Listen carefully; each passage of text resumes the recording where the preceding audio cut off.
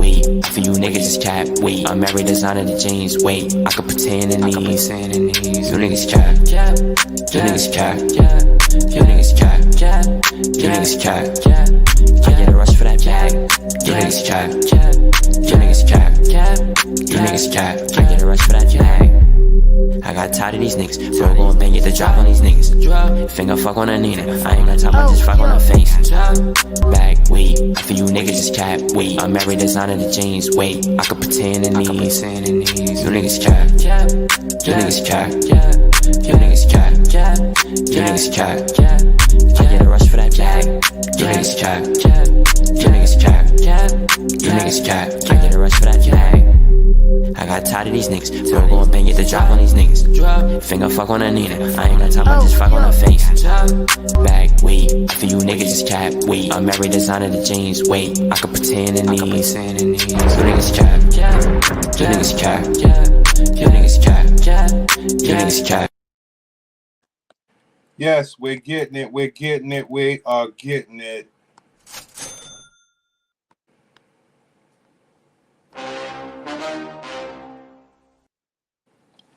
So, today, we're going to go down the Kamala Harris rabbit hole again. Oh, I got to make sure I'm set up. Damn. We're going to go down the Kamala Harris rabbit hole again. Today is Policy Day. Because everybody say, oh, we don't know her policies. We don't know her policies. That's a lie. Her policies are straightforward. I'm going to have to use my other setup to give y'all the Michelle Obama joint. The Michelle Obama joint is powerful too. But the volume is kind of messed up if I do it this way.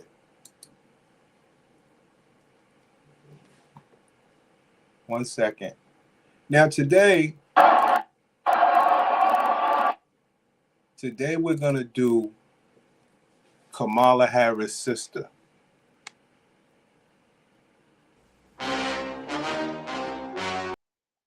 We're going to do Kamala Harris' sister. And it's quite interesting, man. That's why I say I don't overload you people. I take it easy. I never overload you with too much info. So, as I go down the rabbit hole, we come to realize Kamala Harris' sister is a lawyer. We know that there are some smart people, these Indians, but she's a lawyer. And she's going to tell you how she fought to where she fought from and see if you could balance out the two. The Kamala, the sister, the Obama, and everything else that we've been doing during this series. Now, the reason why we're doing it is because I don't know who I'm going to vote for yet. And some of the things down the rabbit hole, you come to realize, yo, Kamala Harris is the most powerful woman in the world. She's not where she's at by mistake. She has an alliance of the most powerful people in the world. But today we're going to talk about her sister first. So let's get into it. Ms. Maya Harris.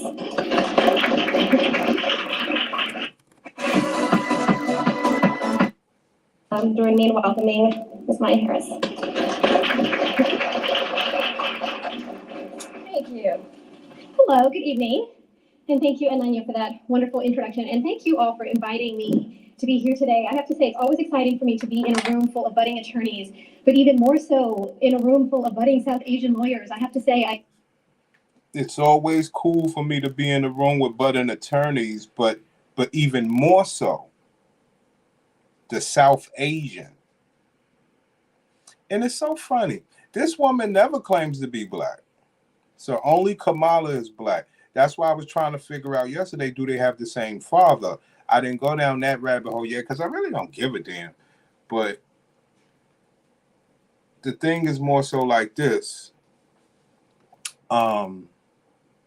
This woman never claims to be black. She's excited about South Asian people being attorneys. American Progress Senior Fellow, Maya Harris. Introduction, and thank you all for inviting me to be here today. I have to say, it's always exciting for me to be in a room full of budding attorneys, but even more so in a room full of budding South Asian lawyers. I have to say, why South Asian? Why is it more so with the South Asian? Why is it more so other than black? This is what happens when you go out here and you go through this whole Candace Owens bullshit. You don't got to go through all that. Kamala Harris has never lied about anything. She never said she was black. She ain't never said it. That's why that's why brothers be like looking at the women like, you're crazy. You're crazy to say that this woman is black. But that's besides my point. My point is real bloodline showing, you know, what they're about. First line of order is she's happy for the South Asians. Let's continue. hey, I do not think I have seen so many of you in one place ever before in my entire life, because it certainly did not look like this when I went to law school. So I am really. It didn't look like a bunch of South Asians being attorneys when she went to law school. Why would South Asians be the apple of your eye? Why would South Asians be so important to you? Or Kamala, rather, if the black women say that, and Ricky Smiley, so let's not just say the black women, and black people think that you're black. Excited to be here. Thank you. And of course, it's always a treat for me to come back to Stanford Law School, where I made some of my best friends in life. I met my incredible husband. And pay attention. Pay attention to this right here.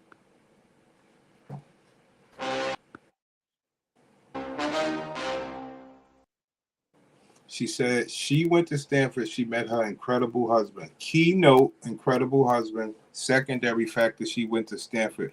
Wow, we believe that Kamala went to a HBCU. And I began my own journey toward realizing my dreams of becoming a lawyer. And I came to law school not just wanting to be a lawyer. I came here wanting to be a civil rights lawyer. My mother was a graduate student and an activist at UC Berkeley in the 1960s, and she raised my sister Kamala and me on stories about Medgar and Marshall and Martin and Malcolm. Her civil rights activism, the marches, the debates, the sit-ins, the student meetings that form our modern day memories of the civil rights movement, those were the frequent topic of dinner conversation in our house. And for me, the civil rights movement wasn't just a lesson at dinner time. It was something that I was living every day. Because even then, I knew that I was a direct beneficiary of Brown v. Board of Education. Pay attention. You guys, like I say, you go listen to Candace Owens, you go listen to Tyreek and all these people, and you think you're getting informed. It's funny. I don't have nothing against them. I'm just saying it's not the truth. This woman, who is Kamala Harris's sister, says she knew by her not being a white person that she was a direct benefit of Brown versus Board of Education. Now, if you went to school, we've all heard of that. What do we know about it? You don't got to know much. All you got to know it was a black person trying to get in with the white people. That's all you got to know. And all you got to realize in your new time is that people like this, as well as her sister and others, want everybody to have the rights of the black people, which they already have. But that was the whole fight. But that's not it. Let's go. Of busing, I knew that I was a direct beneficiary of Brown v. Board of Education, of busing, of voting rights, and of affirmative action. When Berkeley became the first. She knew she was the beneficiary of affirmative action. That's why everybody call you black people dumb. That's why everybody calls black people dumb. Well, one of the many reasons. because I'm black, and we are so dumb that we'll let people come to our country, benefit off of what our ancestors died for. They had nothing to do with this. And they get in position and they speak for who they rock with, South Asians. Knowing that the people, see, the thing, you know what, that's a whole nother show. It's heartbreaking though. Let's go. Busing, of voting rights, and of affirmative action. When Berkeley became the first public school system to voluntarily desegregate its public schools through two-way busing, Kamala and I were among the first little black and brown kids to get on those buses and go to elementary school.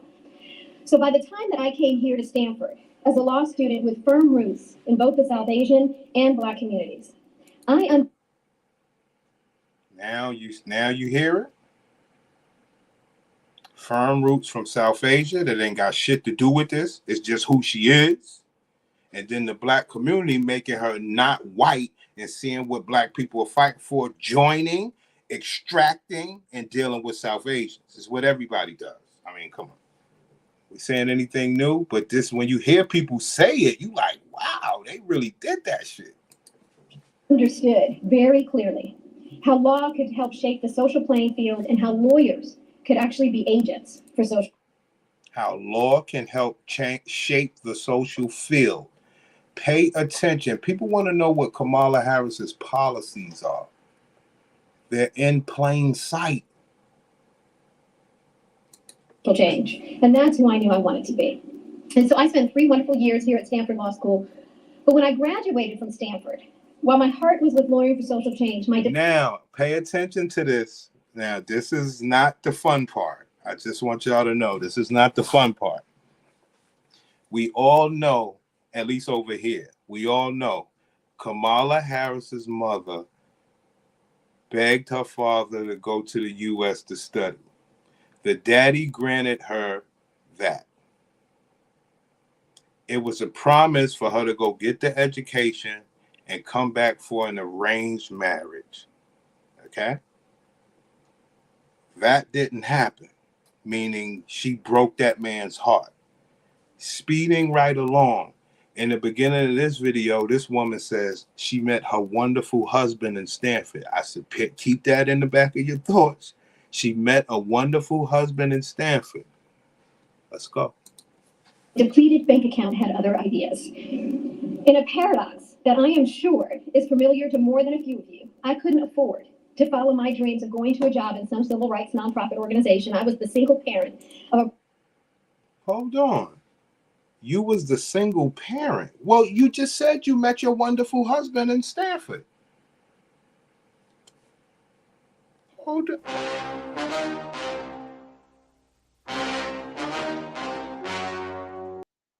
Well, that is a lie.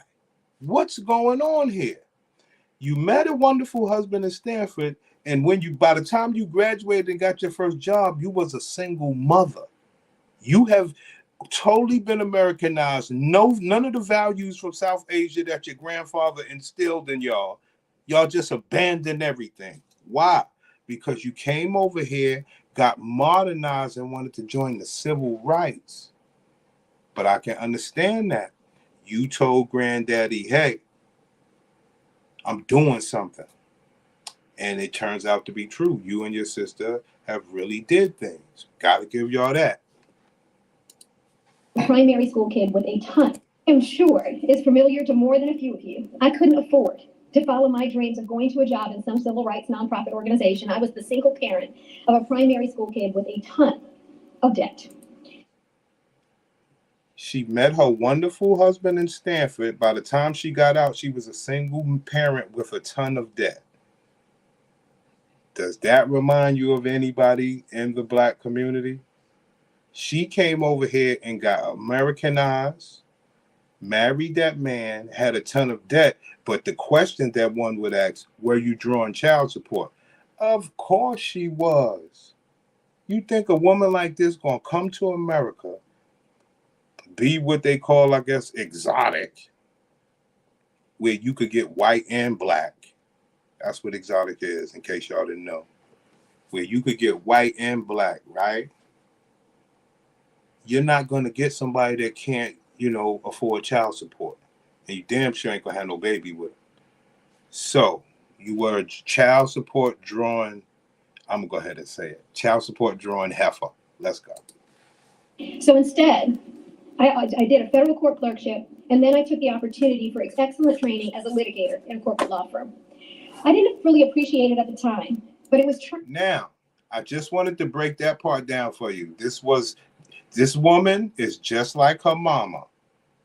She disobeyed the granddaddy. She didn't go for arranged marriage, and she wanted to follow the American dream as opposed to the South Indian way. Now, she told her granddaddy, don't worry about it, granddaddy. We got plans to take over the world. We just got to put our pussy out there. And, because we're smart and we're going to get this education, we just got to do certain things and align with certain things. Way bigger than you, Grandpa. The world is changing. And then, after time went on, that man had passed, Kamala Harris's grandfather.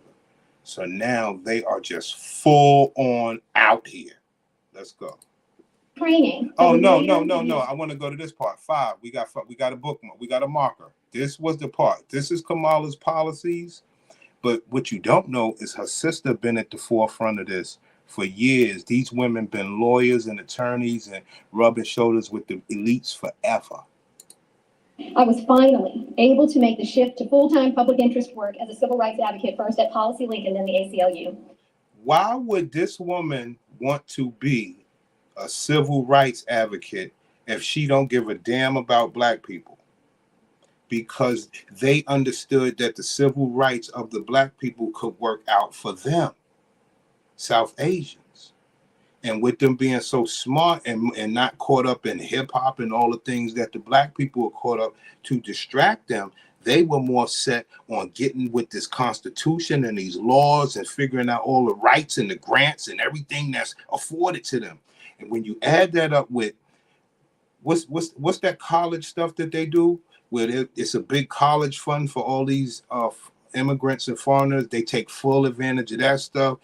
I mean, it's powerful. Let's go.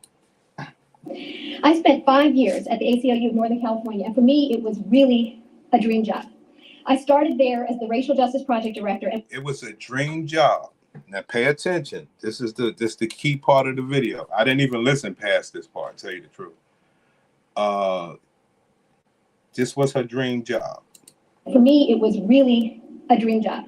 I started there as the Racial Justice Project Director, and within 3 years, I was running the largest affiliate for the ACLU in the country, working on. She started as the Racial Justice, whatever. Like I said, no black people benefited from that shit. But anyway, let's go. Everything from racial profiling and criminal justice to reproductive, immigrant, and LGBT rights. Reproductive, immigrant, and LGBT rights. How long ago was this video?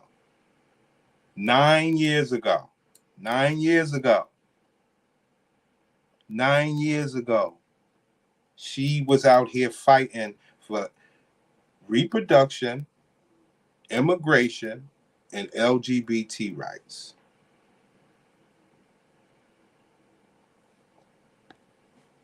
I know, homie. How can a BW with a weave on give me, I'm just going through the rabbit hole, the information that just keeps coming my way. I'm like, well, that's her sister. She's telling us Kamala's policies. They all been in on this. They all been in on this, man. This is not, God. Like I said, I don't want to blow my own mind. I do not overload myself with this stuff because everybody knows it. But when, like I said, you get Candace Owens, nobody's playing all of this stuff to really tell the truth, as well as Kamala is not coming out bringing her full army out. So we know that everybody's lying. Bernie, what's good with you, homie? So given that I was doing my dream job, it was not in... Her dream job, pay attention, her dream job was Brown versus Board of Education rights that black people died for, that she knew could benefit South Asians. She knew that if the best way to get these things working in their favor with the South Asians had figured was to be lawyers, a la Kamala. But let's pay attention to why she's told y'all that. Listen. Thank you. Hello, good evening. And thank you, Ananya, for that wonderful introduction. And thank you all for inviting me to be here today. I have to say, it's always exciting for me to be in a room full of budding attorneys, but even more so in a room full of budding South Asian lawyers. I have to say, I do not think I have seen so many of you in one place ever before in my entire life, because it certainly did not look like this when I went to law school. So I am really... Why would you give a damn about it being South Asians? Don't make no damn sense. But I also bet on the bold but on LGBT rights. So I spent 5 years at the ACLU of Northern California, and for me, it was really a dream job. I started there as the Racial Justice Project Director, and within 3 years, I was running the largest affiliate for the ACLU in the country, working on everything from racial profiling and criminal justice to reproductive, immigrant, and LGBT rights. Reproductive, immigrant, and LGBTQ rights for the largest people in the country. What does that mean? What does that mean?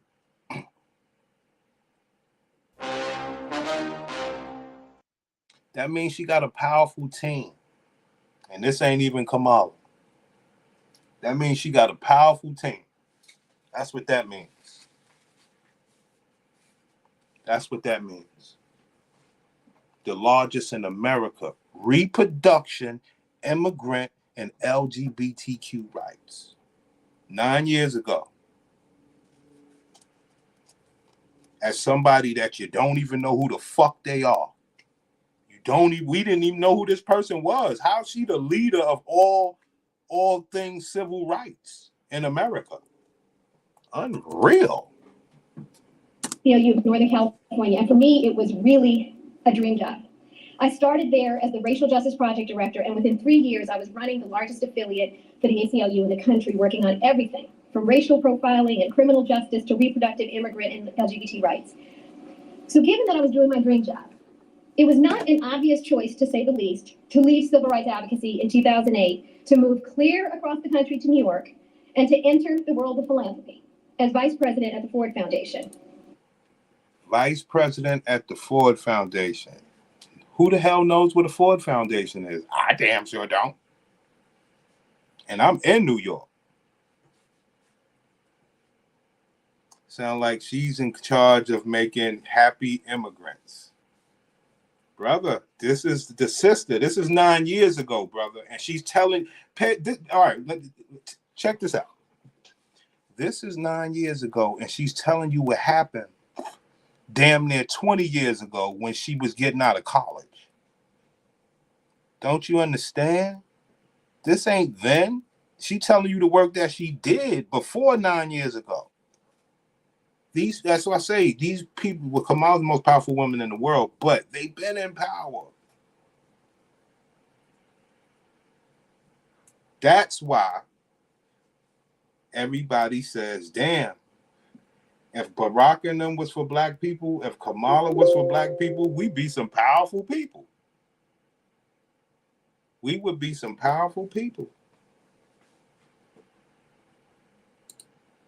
And the fact is, I probably wouldn't have gone into philanthropy had I not experienced up close and personal as executive director at the ACLU how foundations, for better or worse, are enablers and sometimes disablers of so much of what happens in the field. And that's because those of us who populate the civil rights movement, public interest lawyers, advocates, and organizers, we are largely dependent on foundations to have the resources to do our work and to carry out our vision. Civil rights. Civil rights. This woman is not even black. And they took over the civil rights. Y'all don't get it. Look at what she said about Brown versus Board of Education, Bernie. My dreams of becoming a lawyer. And I came to law school not just wanting to be a lawyer. I came here wanting to be a civil rights lawyer. My mother was a graduate student and an activist at UC Berkeley in the 1960s, and she raised my sister Kamala and me on stories about Medgar and Marshall and Martin and Malcolm. Her civil rights activism. Her mother told them about the powerful men, black men, raised them on black men about, look at how these niggas be fighting for shit. We got to do that for our people. The marches, the debates, the sit-ins, the student meetings that form our modern day memories of the civil rights movement, those were the frequent topic of dinner conversation in our house. And for me, the civil rights movement wasn't just a lesson at dinner time. It was something that I was living every day, because even then, I knew that I was a direct beneficiary of Brown v. Board of Education. I knew I was a direct beneficiary of Brown versus Board of Education, knowing that she ain't black. But she's a direct beneficiary. And her mother and them told them, you gotta become a lawyer where you can make real change.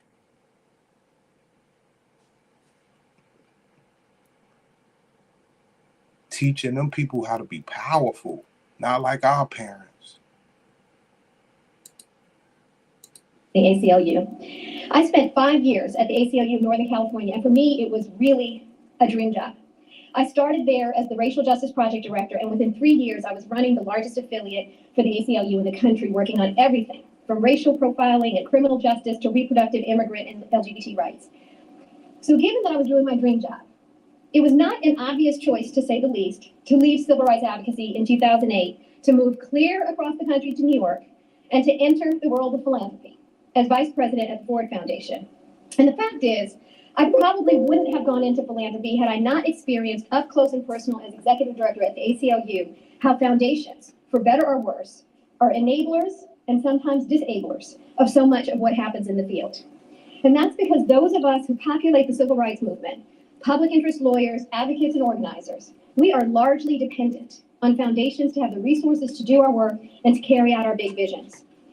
I also knew at that time, having been doing advocacy for so many years, the frustration that those of us in the field sometimes had with foundations, the hesitation to make a big bet on the bold but untested idea, or the inability sometimes to fully appreciate the amount of money that it actually takes to get something transformative done. And it was that frustration that led me to think that those of us who work on the front lines should also consider going to philanthropy for a period of time to be at the table and making those decisions. To be at the table of making those decisions. And then we'll just have all of our kind up in there. It's real, son. Bernie, this is why FBAs are delineating. Yo, bro, you got everything from this. See, what happens is you have this. What do you have in the middle of this, Bernie? What do you have in the middle of this? You have Steph Curry, Klay Thompson, Lonzo Ball. Real black men that don't look that way. And they start delineating. You understand? Patrick Mahomes. Now, Steph Curry kids come out white as fuck. But Patrick, he went and got with a white woman to make sure. And when you keep grafting that way, if his babies go white, it'll just keep going back white. It's delineating. But at the same time, the people that's running your civil rights ain't even your kind because we sold ourselves out. But there was one other thing. As a civil rights lawyer and advocate, I knew there was no doubt that we had made a lot of progress in this country advancing civil rights and racial justice. But I also knew that the world was changing in ways that would require the civil rights movement to change as well. I hope y'all heard that. Some Indian bitch talking about changing the Brown versus Board of Education. Straight black person. Brown. She's willing to change the civil rights that person fought for. All right. Kamala Harris's policies are right in plain sight. Don't let people tell you that they're not. You know it yourself. You act like you don't want to believe it. I don't got to tell you. I'm just playing the video. You already know all this. Let's be clear. I'm not telling you nothing you don't know. Facts, the grafting process right before our eyes. Talk that Yakub shit. Yo, you know me, Disagreeable. I take it light on these people, man. I don't even go there, man. Because they can't digest this. Or I believe that they can. Maybe I need to just start going there. You know? Just that I see these people as such sellouts, and they'll believe Tariq and Umar and all this shit. They don't really want to know the harsh, dirty truth, dog. They don't want to know the real truth why the black man used to walk around with his face mad. Are you kidding me? Not to abandon the issues that defined us and gave us moral purpose. The issue, the world was changing in ways that would require the civil rights movement to change as well. Not to abandon the issues that defined us. Who the fuck are you to change civil rights? Who the fuck you think you are? Unfucking believable. Doubt that we had made a lot of progress in this country advancing civil rights and racial justice. But I also knew that the world was changing in ways that would require the civil rights movement to change as well. Not to abandon the issues that defined us and gave us moral purpose, the issues that infused our movement with energy and passion, but rather to refresh and to realign and to renew the movement to be ready for this new social context. I didn't know exactly what we needed to do, but I knew that philanthropy had an important role to play in helping to shape and support the next generation of change. And so once again, pursuing a path that I had neither sought nor anticipated, I accepted the opportunity to go to Ford, where I ran the Democracy, Rights, and Justice program and had the awesome responsibility of overseeing more than $750 million in grant making. Over $750 million in grant making. What did I tell you? What did I tell you? Kamala Harris' mother. I don't want to call her no names, but she is the linchpin, the launch pad. She instilled in them. You see what these black people are doing, Malcolm X and them? You do that for our people. I'm dying, Maya. You and Kamala, you got to be lawyers where you can make change. Granddaddy mad because I didn't have arranged marriage, but y'all show him what the plan's going to be. Now, Kamala Harris' mother died before her own mother. I don't know about the father, though, but maybe, I don't know. But the thing is, they took the civil rights and the bitch ended up controlling over $750 million for civil rights. Y'all think Kamala Harris is some new poo hootie who type? Yo, bro, y'all don't. This woman's powerful, son. They've been doing this. And what is she doing right now? What is the purpose of this speech? To let all the young South Asians in the building know we can get this money. We're smarter than these dumbass black Americans. We're taking that shit. That's the point of this damn speech. As well as the extraordinary privilege of working with almost every aspect of the civil and human rights movement, both in the US and around the world. And now, having come back from that incredible... Now, you would say to yourself, this woman right here is a powerful woman. And she's nothing compared to her sister. These people are some powerful people. Let's get it.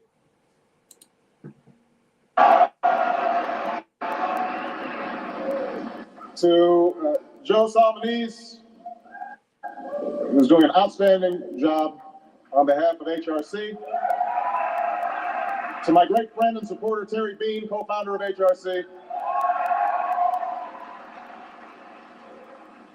Representative Patrick Kennedy.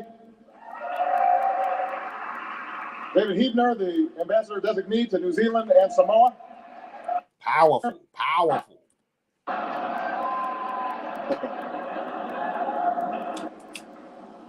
I want to thank the Human Rights Campaign for inviting me to speak and for the work you do every day. Brother, you are the president. How the fuck are you thanking them? You are the president. Why the fuck would you be thanking these people? You are the president. Why would you be thanking them? You're more powerful, I think. Pursuit of equality on behalf of the millions of people in this country who work hard in their jobs and care deeply about their families, and who are gay, lesbian, bisexual, or transgender. Well, hold the fuck up. You just said regular Americans to take care of their families and you got no applause. Once you rattle off this other stuff, you get this big round of applause. Who are these people that you're talking to? Wow. Unbelievable. For inviting me to speak, and for the work you do every day in pursuit of equality on behalf of the millions of people in this country who work hard in their jobs and care deeply about their families, and who are gay, lesbian, bisexual, or transgender. Why is that important? Because of this. This is before, well, this is around the same time, but she was doing this work before Obama. Shift to full-time public interest work as a civil rights advocate, first at Policy Link and then the ACLU. I spent 5 years at the ACLU of Northern California, and for me, it was really a dream job. I started there as the Racial Justice Project Director, and within 3 years, I was running the largest affiliate for the ACLU in the country, working on everything from racial profiling and criminal justice to reproductive immigrant and LGBT rights. Reproductive immigrants and LGBTQ rights. Why are these people talking the same language? What the? We know they all on the same team. What the? Because the policies are right in your face. You don't want to believe them, especially the black women and Ricky Smiley and D.L. Hewley. You just don't want to believe it. Why? I don't know. Same thing that happened with this dude. And care deeply about their families, and who are gay, lesbian, bisexual, or transgender.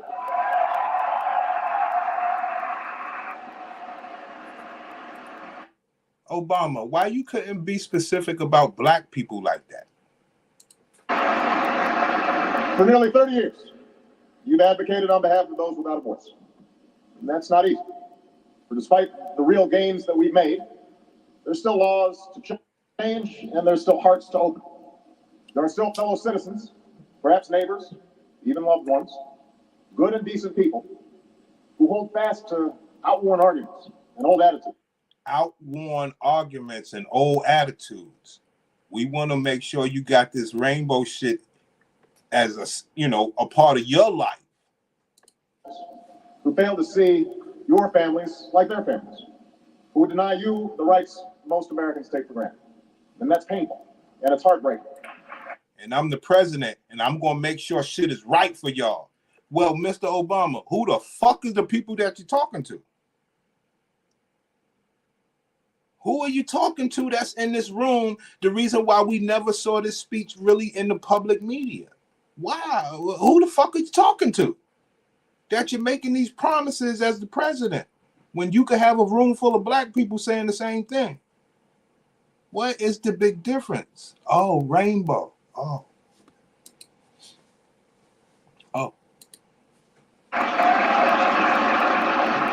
And yet, you continue leading by the force of the arguments you make and by the power of the example that you set in your own lives, as parents and friends, as PTA members and church members, as advocates and leaders in your communities, and you're making a difference.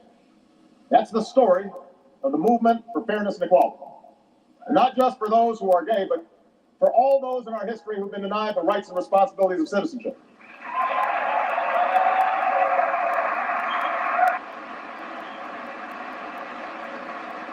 For all who've been told that the full blessings and opportunities of this country were closed to them. The story of progress sought by those with little influence or power, by men and women who brought about change through quiet, personal acts of compassion and defiance, wherever and whenever they could. It's the story of the Stonewall protest, when a group of citizens with few options and fewer supporters stood up against discrimination and helped to inspire a movement. It's the story of an epidemic that decimated a community, and the gay men and women who came to support one another and save one another.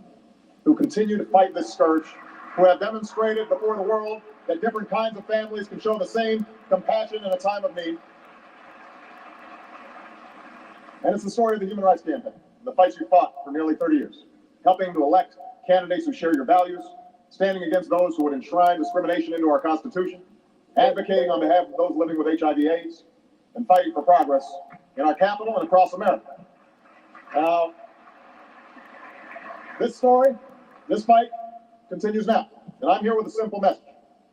I'm here with you in that fight.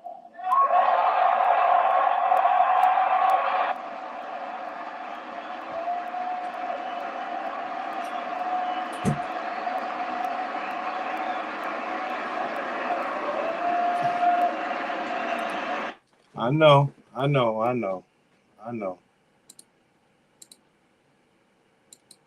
Civil and human rights movement, both in the US and around the world. And now, having come back from that incredible experience to return to the policy and advocacy work that I love, I'm struck. I'm struck by the challenging work that you will soon inherit. Not necessarily as civil rights lawyers, but as active participants in a public dialogue that we've been having with ourselves since this nation's founding. How will we, in this generation, secure and safeguard and advance the civil rights of all individuals? That's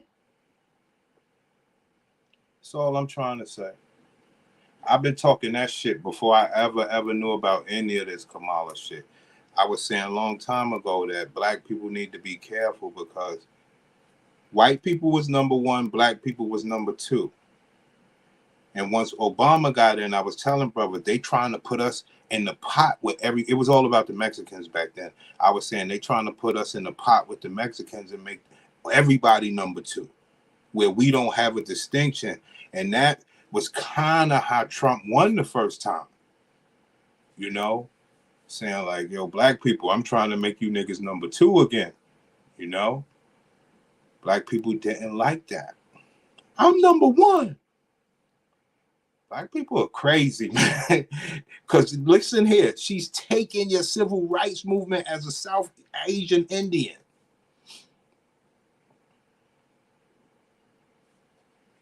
Oh man, you should play Kamala how she talked to the black church. I never saw the black church joint. Wow, really? Wow, we're gonna have to do that. You know? For real. Because Kamala, she talks that shit. But this is her sister. Did anybody know Kamala Harris' sister was so powerful, controlling $750 million for black civil rights? Ain't got nothing to do with Kamala. She got her own branch of people. Kamala's even more powerful than her. Man. Look at what happened to us. These supposed to be real, authentic black women doing this. And black women don't see it because they worried about getting the benefits. That's what we used to say. Like, yo, remember? Oh, shit, we gonna get her, Bernie. We getting her ass. They got a clip of her today sounding like MLK. Why? Because Kamala Harris' mother taught them MLK. Toward realizing my dreams of becoming a lawyer. And I came to law school not just wanting to be a lawyer. I came here wanting to be a civil rights lawyer. My mother was a graduate student and an activist at UC Berkeley in the 1960s, and she raised my sister Kamala and me on stories about Medgar and Marshall and Martin and Malcolm. Martin, Kamala knows how to sound like MLK. Her mother taught them that. Night after night after night to tell them you can take the black people's fight and you can make it because they too dumb to be lawyers and attorneys and stand by their men. They giving women the pass. You see how hard it is for the black man. Telling them the right scoop to propel their South Asian Indian community. And her sister did as well. Powerful shit.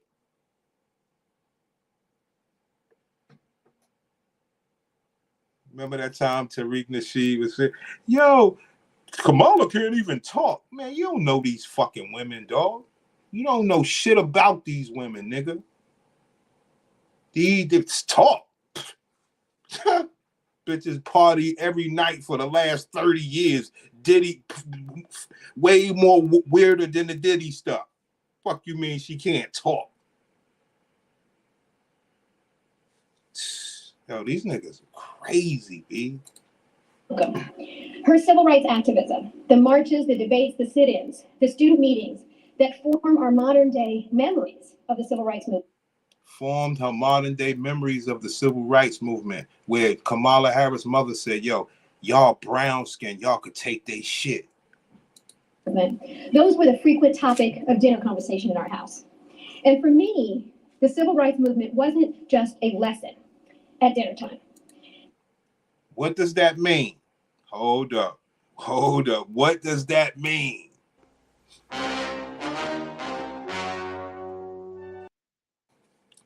What does that mean? I'll play it back for y'all one time. Me, the civil rights movement wasn't just a lesson. What does that mean?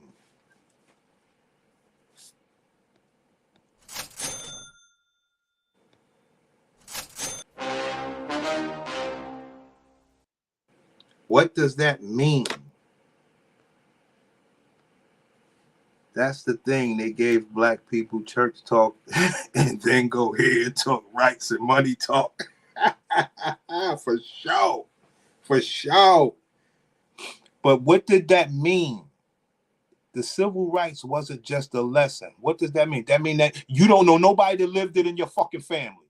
It's not your lived experience. You don't know nobody. You have no ancestral DNA towards it. It was just a lesson.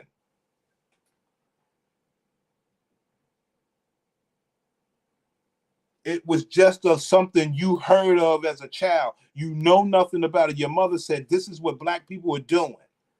And they're really making change. Y'all brown skin. So it makes, it kind of starts to make perfect sense on why Kamala Harris' mother did who she did. This was strategic shit. Damn. You niggas ain't had no family like that. Magical Family ain't even had no family like that. The civil rights movement wasn't just a lesson. Of course it wasn't. But for Kamala and them, it was. So why would Ricky Smiley and D.L. Hewley say that stupid shit? Why won't Candace Owens, Donald Trump, and them bring this stuff out? Because everybody's lying. Co-opted.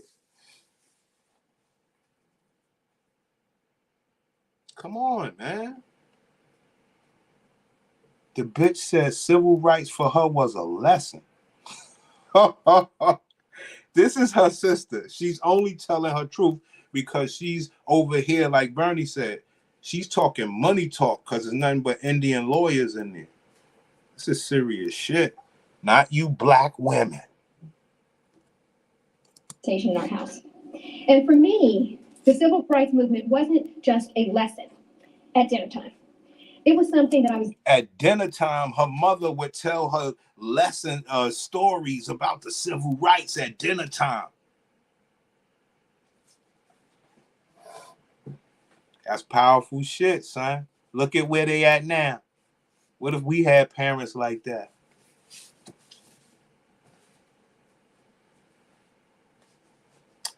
But it wasn't like that. Society was ours.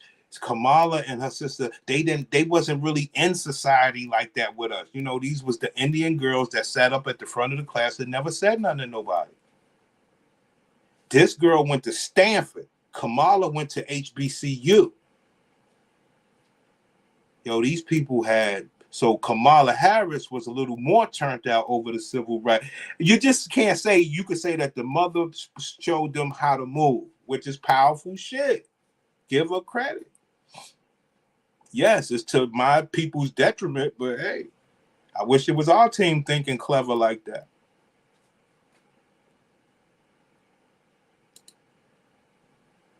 comes from a Wikipedia page. Of course, I don't mean any of you, I mean those other millennials. Now, just before I left the Ford Foundation about a year ago, we did a public opinion poll. And the public opinion poll found that 7 out of 10 people believe that while there may still be isolated cases of racism in the US, as a country, we have largely moved beyond our racial problems. People in this country are rightly proud of the progress that we've made, but they are not so eager to confront the deep challenges that still exist. They're exhausted by the conversation about race. For many, it's a conversation that feels dated and it feels freighted with reminders of a history that they would just as soon forget. There you have it. That's what Black people has taught Kamala Harris's sister. That Black people are so comfortable with making their money that they could just forget racism, or for the most part, fuck racism, what the Black people went through altogether. Because the Black people let this happen. We're not together. Heartbreaking shit, y'all.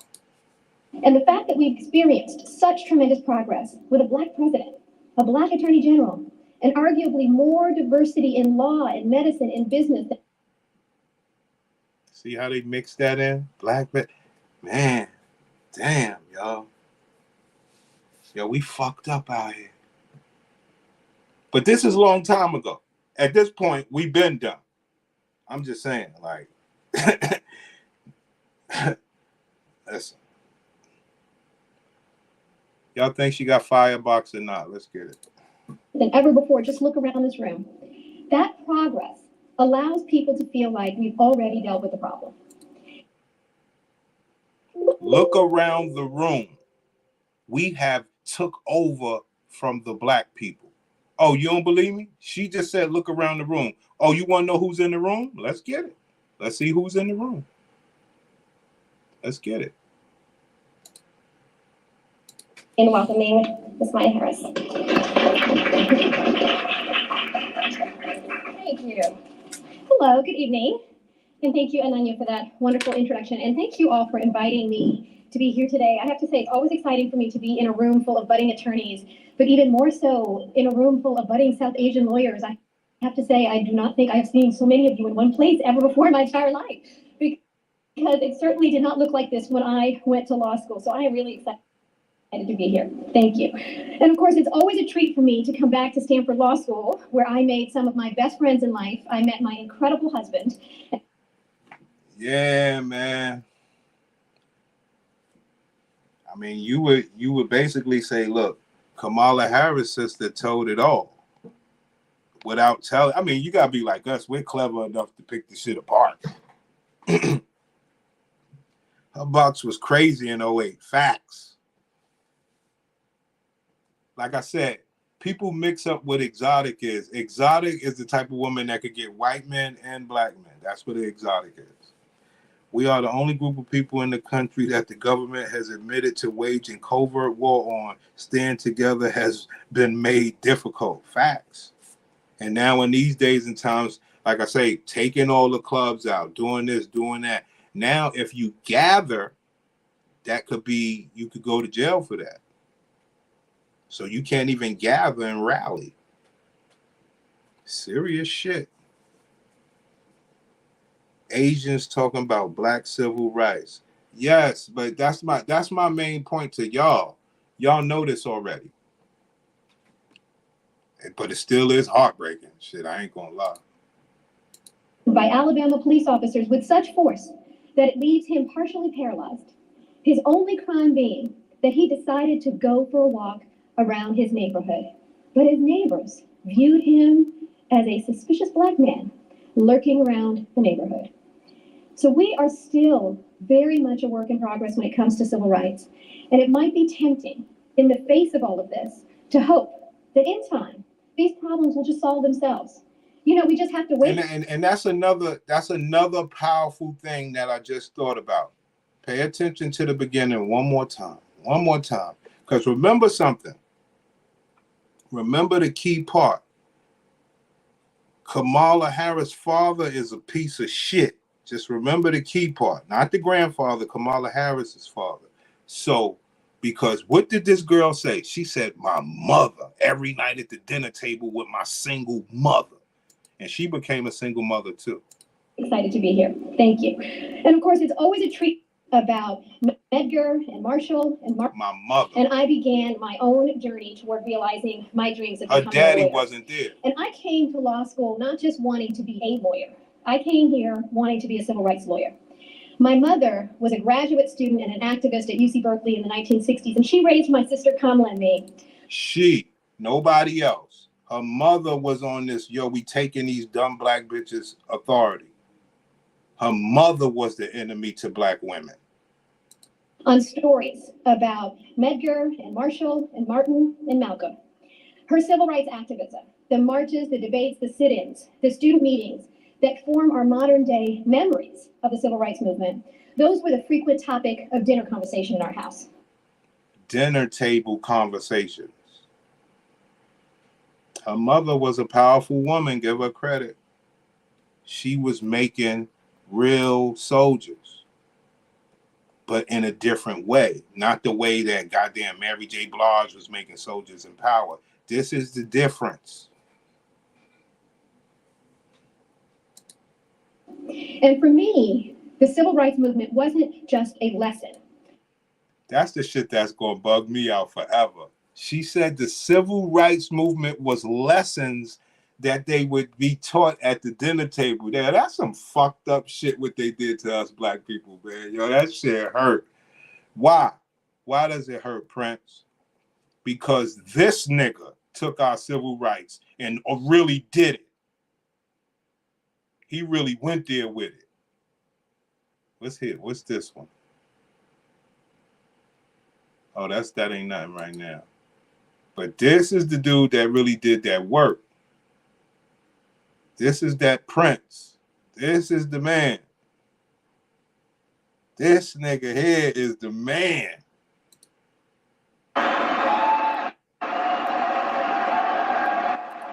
Put aside issues of basic equality. I greatly appreciate the support I've received from many in this room. I also appreciate that. Many in this room, do y'all want me to go down that rabbit hole? I'm not going to do it though, because y'all know if I go to the many in the room, it'll blow your mind. So I'm not going to do it. Many in this room, that's a key word, key phrase. Who's in that room, Mr. President? All right, let's do it then. All right, let's see who's in the room. We can start with this girl, but we can start with this girl because I would have never thought this girl would have been there. I would have never thought this girl would have been in that room. You're talking about people like this is in that room. All sorts of different people. Same background. I mean, who's in that room? Some of the most powerful people that'll knock your top off, son. Who's in that room? Are you crazy? You don't want to know. You don't want to know who's in that room, homie.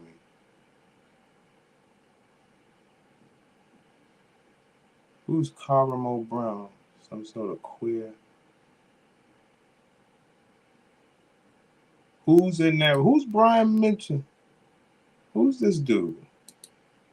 Because I don't be knowing all the people, man. It's so many celebrities and elites. You don't know. Oh my God. Thank you so much for that incredible welcome. I'm just blown away. Who is this dude? People are in here tonight. I don't know if it's because of the pandemic. Who is this dude? I haven't been out that much, but everybody is looking amazing. Give yourself a round of applause for showing up tonight. It's just, yeah, I'm incredibly moved by a lot of the things I've heard tonight from some of the other people who shared the stage, and just from people who took the time to speak with me tonight about how they've been personally impacted by the work that I do and also the work that HRC is doing. You know, I'm very, very, very proud as a new member to be serving as a foundation board member for the Human Rights Campaign. They let him in the door. They let him in the door, son. I also appreciate that many of you don't believe progress has come fast enough. I want to be honest about that. because it's important to be honest among friends. Now, I said this before, I'll repeat it again. It's not for me to... I'm going to play that back so y'all can hear that. It's important to be honest amongst friends, but we've never even seen this damn speech. And what he said was, I know a lot of y'all upset that shit ain't moving fast enough. Goddamn president of the fucking United States explaining himself to non-black people. Got no damn explanation for you monkeys. Now, I said this before, I'll repeat it again. It's not for me to tell you to be patient, any more than it was for others to counsel patience to African Americans petitioning for equal rights half a century ago. There you go. But I will say this, we have made progress and we will make more. And I think it's important to remember that there is not a single issue that my administration deals with on a daily basis that does not touch on the lives of the LGBT community. Need I say more? Need the fuck I say anything more? But y'all know this already. Y'all know this already. Come on now. Let me play it where y'all don't watch them. With on a daily basis that does not touch, that there is not a single issue that my administration deals with on a daily basis that does not touch on the lives of the LGBT community. Deals with on a daily basis it's important to remember that there is not a single issue that my administration deals with on a daily basis that does not touch on the lives of the LGBT community.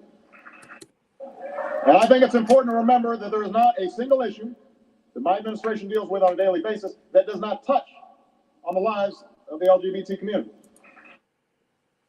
Listen to the round of applause. We all have a stake in reviving this economy. We all have a stake in putting people back to work. We all have a stake in improving our schools and achieving quality, affordable health care. We all have a stake in meeting the difficult challenges we face in Iraq and Afghanistan. For while some may wish to define you solely by your sexual orientation or gender identity alone, you know and I know that none of us wants to be defined by just one part of what makes us whole. You're also... Yeah, that man got so much sympathy and empathy for the rainbow community. It's so heartfelt. It almost make you say, damn, I wish I was down where I could be rocking. Yo, they got so much love and warmth in the air. What does that mean? That means that, like I say, when you deal with Obama, Joe Biden, and Kamala, their policies are built in marriage. Why? Because homosexual people get married more than heterosexual people, playing your own hand against you. And you're wondering, what's Kamala's policies? It's the same that they always was with Obama and Biden and everybody else. But it's based in marriage.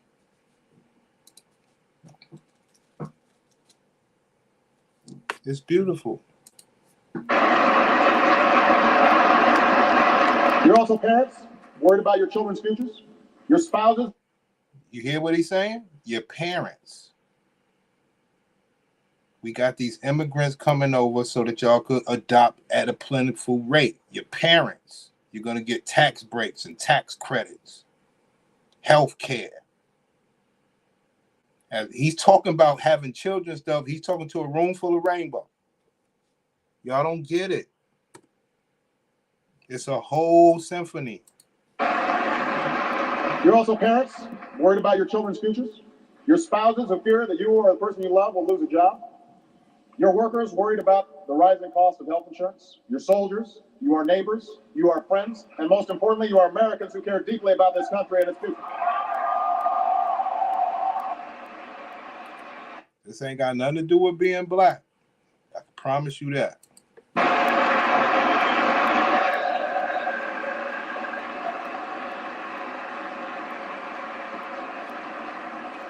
So I know you want me working on jobs and the economy and all the other issues that we're dealing with. But my commitment to you is unwavering even as we wrestle with these enormous problems. And while progress may be taking longer than you'd like as a result of all that we face, and that's the truth, do not doubt the direction we are headed and the destination we will reach.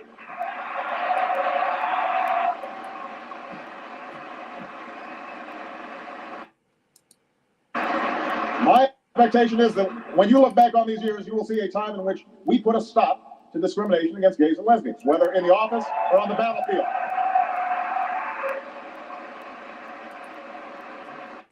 You will see a time in which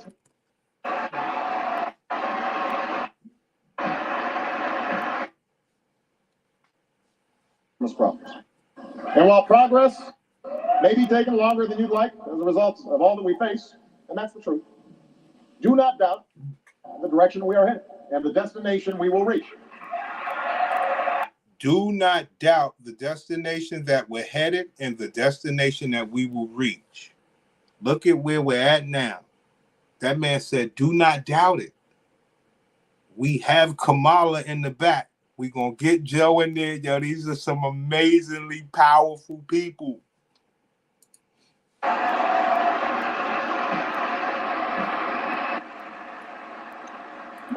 One question, Mr. Obama. Where we headed? Tell us where we all headed. Let's go.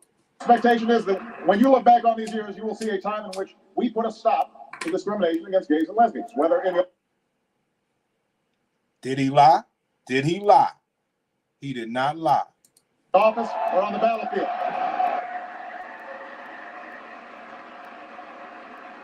You will see a time in which we as a nation finally recognize relationships between two men or two women. Did he lie? As just as real and admirable as relationships between a man and a woman.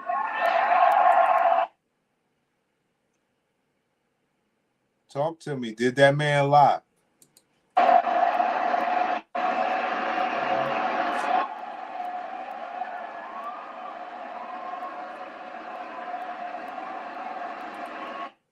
Now, here's my problem why I don't know who to vote for. This is one of my major problems. Now, I'm just a dummy. But here's one of my major problems when it comes to who would I vote for. Now, when I hear a round of applause for what he's about to say, I'm like, damn. Why wouldn't he bring that to the public so they could get a big round of applause and come out and say all this stuff in public? Why wouldn't they do that in public? That's the only thing that really pisses me off. Why y'all doing it in private and changing legislation so next time somebody do something or know something, nobody knows what's going on? Why? It's so messed up, man. He gets this round of applause that's making me say, damn, why didn't you do this on CNN? And a woman. Or two women as just as real and admirable as relationships between a man and a woman.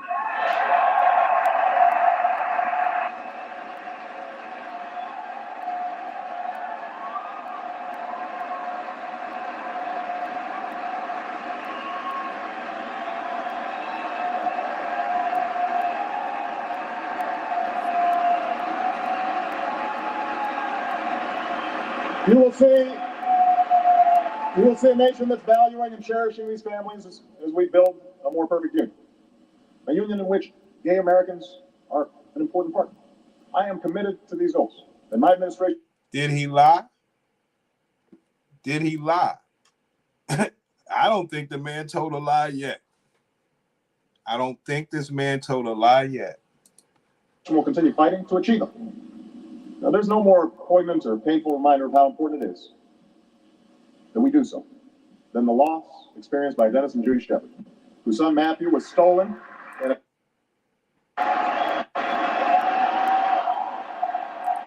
they were walking down the street holding the hand of the person they loved. But we know there's far more work to do. We're pushing hard to pass an inclusive employee non-discrimination bill. Did he lie? For the first time ever, an administration official testified in Congress in favor of this law. Nobody in America should be fired because they're gay, despite doing a great job in meeting their responsibilities. It's not fair. It's not right. We're going to put a stop to it.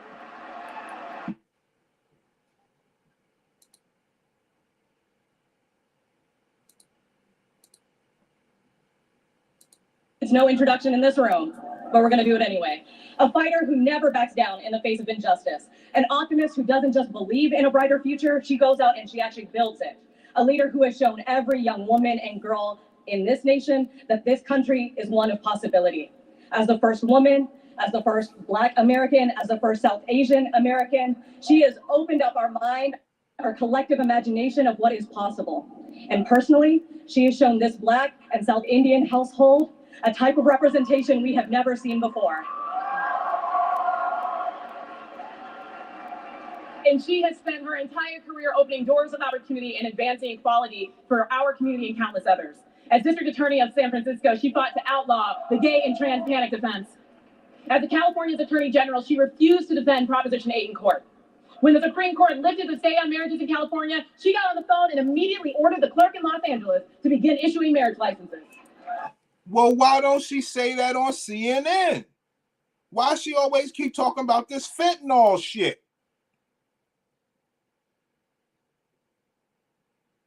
Why Uncle Luke and D.L. Hewley don't say this?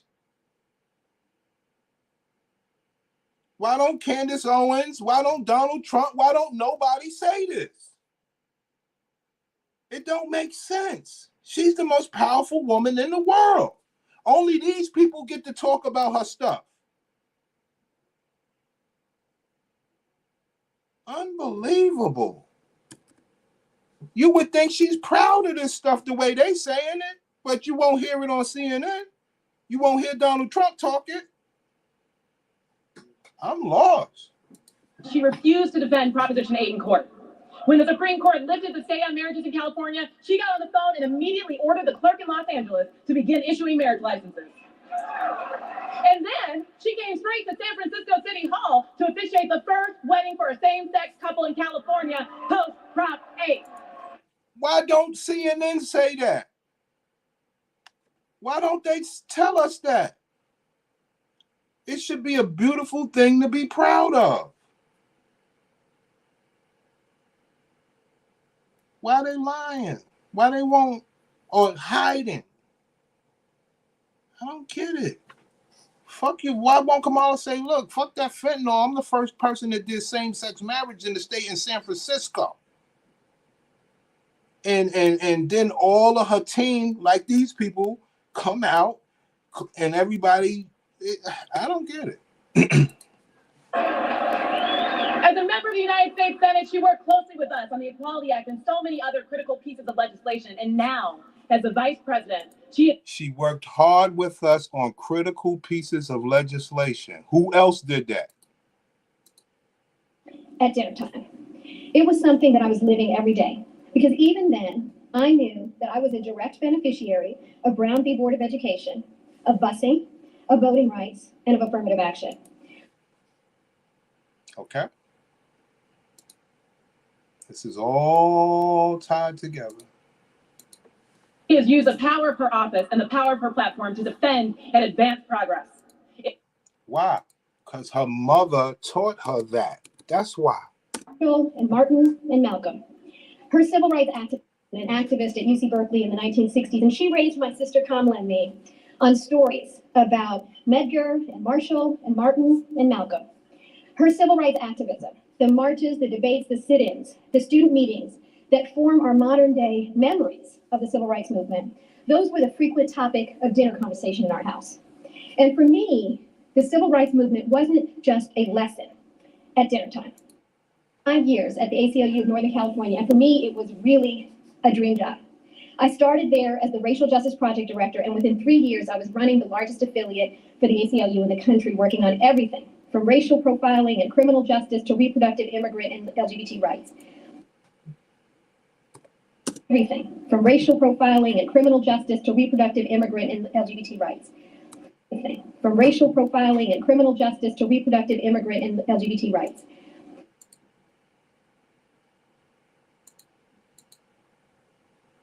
Hard in their jobs and care deeply about their families, and who are gay, lesbian, bisexual, or transgender. Jobs and care deeply about their families, and who are gay, lesbian, bisexual, or transgender. About their families, and who are gay, lesbian, bisexual, or transgender. It's thanks to her we have the most diverse cabinet in United States history. With LGBTQ plus leaders breaking boundaries at every level of government.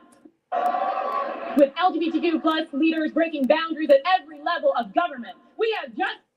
With LGBTQ plus leaders breaking boundaries at every level of government, we have.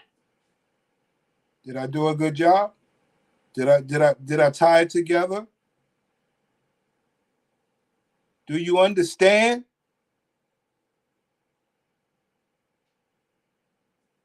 Like I said, that's the only thing I give Umar and Tariq and them credit for.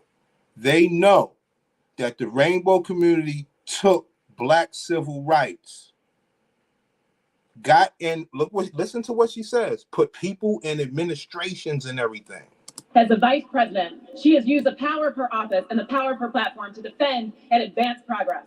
It's thanks to her we have the most diverse cabinet in United States history. The most diverse cabinet in United States history, thanks to her.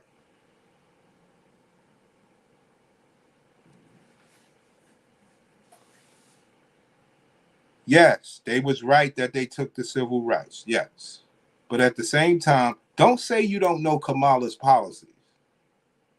They're right there in plain sight. Come on, man. Come on, man. Don't say you're not educated on her policies. I showed you 9 years ago. How long ago was Barack Obama in office?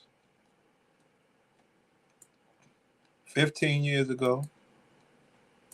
And this is your vice president, Kamala Harris, in 2024. Let's get it. With LGBTQ plus leaders breaking boundaries at every level of government, we have Justice Ketanji Brown Jackson sitting on the Supreme Court. We have a White House that is fighting on behalf of our trans youth in the states, that is fighting for voting rights, that is fighting for abortion access, that is fighting for equality, equity, and liberation. Why won't Kamala say this stuff in public? That's why it scares me to vote. But why won't Trump and them say it? Scares me to vote for them. Trump, if we know this, Trump and them knows this. My problem with Kamala is why won't she say that stuff? Fuck talking this border shit and fentanyl. No, listen to my accomplishments. Justice Ketanji Brown Jackson sitting on the Supreme Court.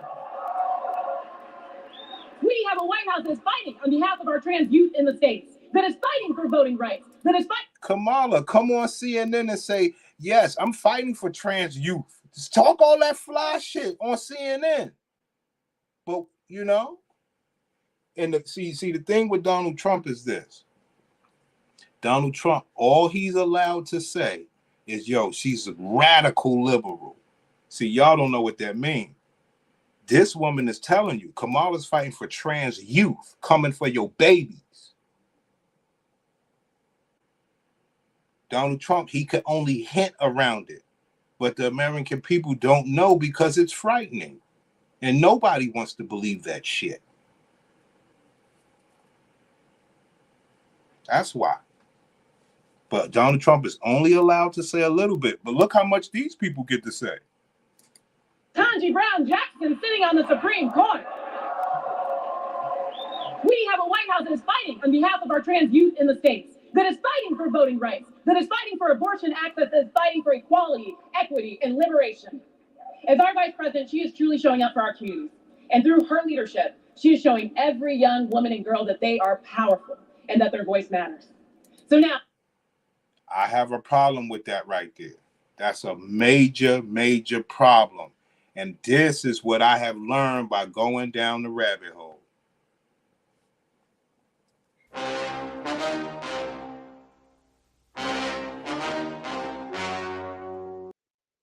What I have learned and what I have took personal is that this bitch ain't talking about no boys, black, white, no boys at all.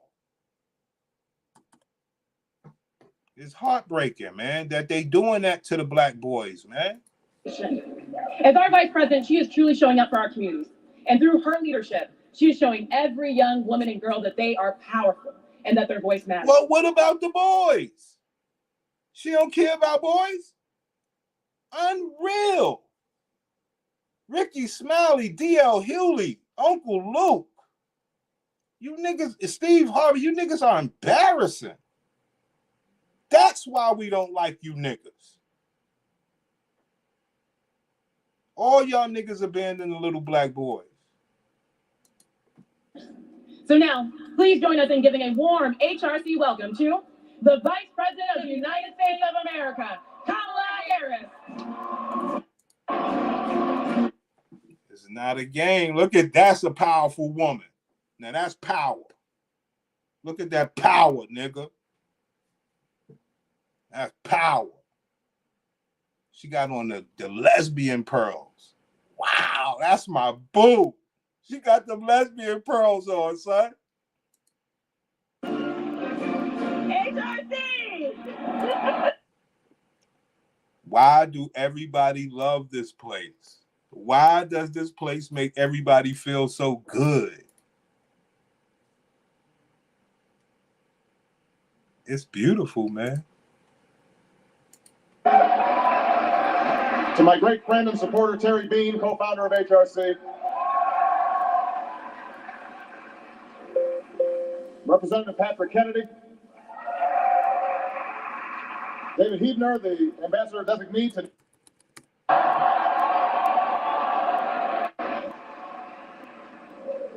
to Joe Salmonese, who's doing an outstanding job on behalf of HRC.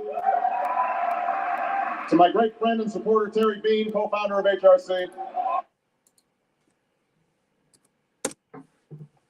HRC! Oh, it's good to be back. It's good to be back. Good evening, everyone. Good evening. Why she don't dress like that? Why she don't dress like that? You know what I'm saying? Why she don't dress like that out there? You know? The sexy Kamala. You're not Kamala when you put the lesbian beads on. Let's get it. Thank you, Kelly, for your powerful words and your powerful leadership, and for your lifetime of work fighting for civil and human rights. And Becky, thank you. Ma'am, I'm human too. Why she ain't fighting for me? She said nothing about men and boys. I'm human. Unfucking believable. So very much for all the two of you together and individually represent. Before I begin today, I will say a few words about the vicious attack on Paul Pelosi. I spoke with Speaker Pelosi yesterday morning, and she intended to be here with all of us. Many of you know of her longstanding leadership and allyship and support of HRC. What I tell y'all, Nancy Pelosi is the mother OG of all things. Y'all niggas don't know. So this is the time where Nancy Pelosi's husband got attacked. So this was last year then. Y'all don't know, man. These are elite people, son. Come on, man. What I have learned is that Kamala Harris is the most powerful woman in the world. Her team is the most powerful team in the world. That's what I've learned. For some odd reason, every president and everybody goes here except Donald Trump, but he won't talk about this stuff either. So I'm scared for myself. And so she is a friend. Nancy is a true friend. She is the reason why she's the vice president. Understand that. She's the reason why Obama was president. Understand that. Is a dear friend, she and Paul both. And so I told her that we are all praying for Paul and for their entire family. And it just speaks to so much of what HRC has always stood for, which is the work. Yo, I played the video with Nancy Pelosi saying, this before Kamala Harris was even thought of. Nancy Pelosi was like, yo, I'm out here for the GBLT. It's before they got all these extra acronyms. Nancy Pelosi is the mother queen. It's a beautiful thing. Well, it's scary, but it's beautiful. Work that we still have to do to fight against hate and to stand up, to say there's no place in America for political violence, and that we will always stand together to combat those who pretend to be powerful but define their power as knocking people down when we understand the true measure of strength is based on who you lift up.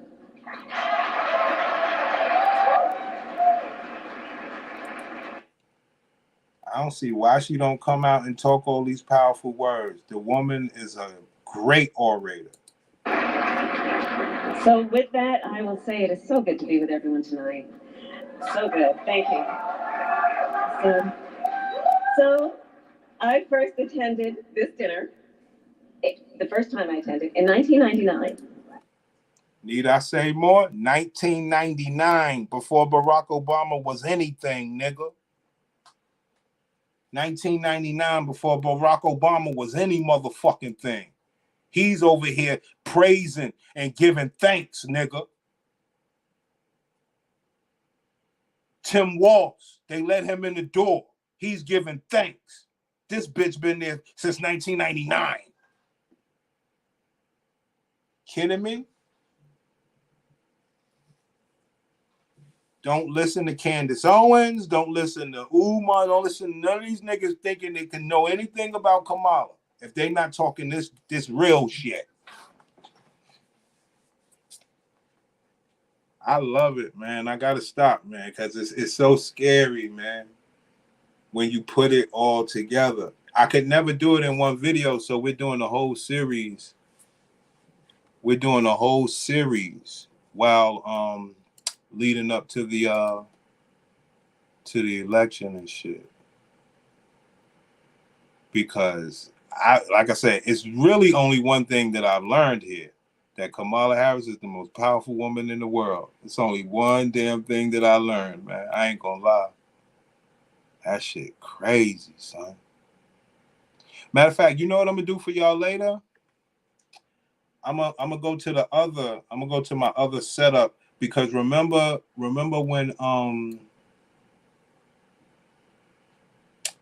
when we had the Michelle Obama speech over here? The volume was low, but now that I got the new program, you know, we can hear it way better. I could adjust the volume and everything. It's some powerful shit, man. Kamala been down since 99. Nancy Pelosi was there from the 80s. Michelle Obama said nobody could have predicted that Kamala would have been in this space. Now, they let Governor Tim Walz in the door. Now listen to this shit right here. He's so happy to be here, right? He's so happy to be here. Kamala Harris been here since 1999. Before Obama, before anybody.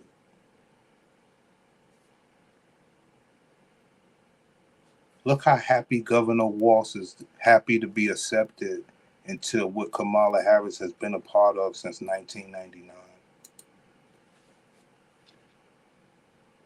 Because they know he down. The privilege of being able to stand with each one of you. President Robinson, thank you for the kind introduction. I'd also like to say, on a point of personal privilege, there's a strong contingent of Minnesotans in the House. So thank you, Minnesotans. For all of you here tonight around the country listening, you've done so much to advance the cause of equality and freedom.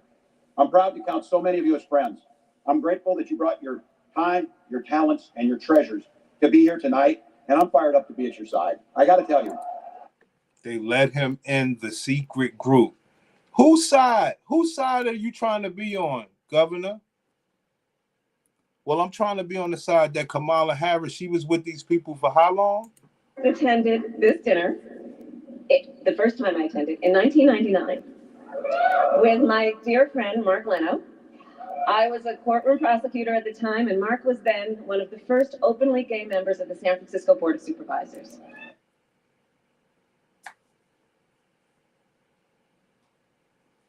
There's no hiding of her policies. They're right there.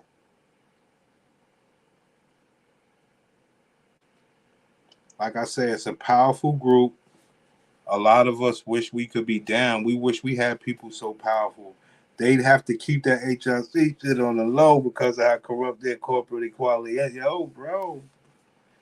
I don't think it's on the low. I think niggas can't talk about it. I think it's more powerful than anybody could ever imagine. That's what I think.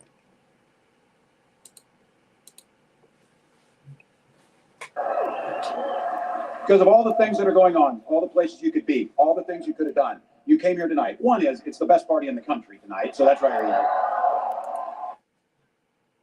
Best party in the country that none of us know exists. Unbelievable. But the deeper reason you're here is for that very simple and beautiful reason. You love this country, and that's why you're here. You love the principles that we stand for. Well, for some of you who don't know, I am Tim Walz, and I'm the governor of Minnesota right now, but I like to make sure that I say that I was a school teacher for a lot of years, but right now, I'm proud to be the running mate of the next president of the United States, Kamala Harris.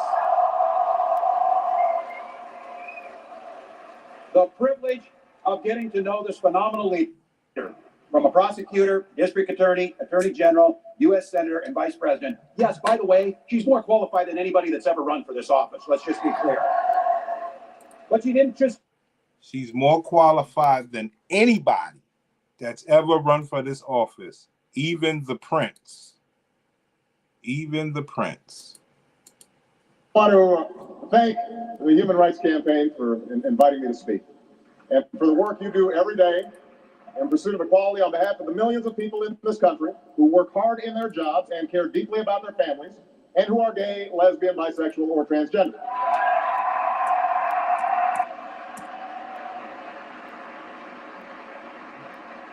For nearly 30 years, you've advocated on behalf of those without a voice. And that's not easy. For despite the real gains that we've made, there's still laws to change, and there's still hearts to open.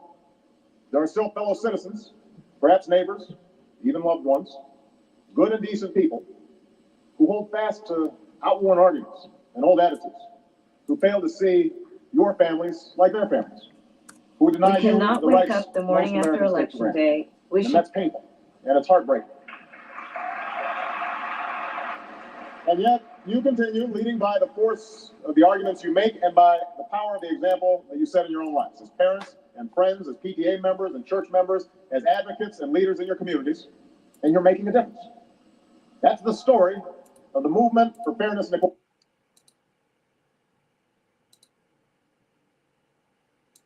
The president of Uganda signed a law that makes being gay punishable with life imprisonment. And that means that our friends, our family, our co-workers, if they were gay and they lived in Uganda, would be imprisoned.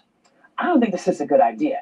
You know, in addition to our friends at organizations like the Human Rights Campaign, they would face up to 7 years in prison for promoting equality. And I'm looking back and forth as I'm reading this because I want to make sure I have all my facts straight. Nigeria took a similar step only last month. As a result, dozens of LGBT Nigerians were rounded up, okay? When was the last time you heard that word? People being rounded up. This is not a good thing that's happened. It isn't right to imprison someone for who they are or for who they love. It isn't right to tell people that they shouldn't be able to speak up for equality. It is not cool to have people pointing and saying, yeah, there's somebody that I believe is this or that, and someone can take them away. This is not good in any part of the country, in any part of the world, on our earth at all. My opinion. But so I have a message for the presidents of Nigeria and Uganda. You're on the wrong side of history. You let people come over to your country and make you believe an untruth. Gay people, black people, people, we're all human. We have all faced these issues, and it doesn't roll in any country. We don't put up with it anymore here in the United States because it was wrong. It was wrong for us. It's wrong for you. Just, again, my opinion, I'm asking people to show their solidarity. Share this. Let people know what's going on in the world because you can't stand by. Share this tape. Get the word out. Make yourself heard. Let's help the world.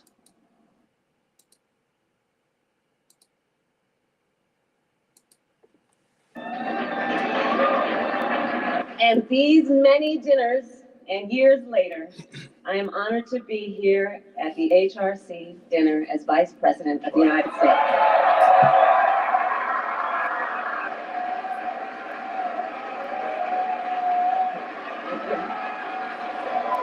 Thank you. Thank you. And so I know, and I have a history with this organization and all of the friends who are here, and I know then how for decades the leaders in this room have helped our nation to realize its highest ideals. It is the leaders in this room and so many before us who marched and protested, who organized and advocated and ran for office. The people.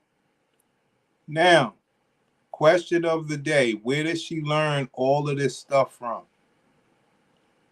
Who taught her and her sister to speak like this every night at the dinner table? Who taught her to take civil rights from black people and make it your own thing? Be smart, get in office, be allies, understand that the world is changing. Understand the reason why I didn't go back to India and get an arranged marriage for Papa.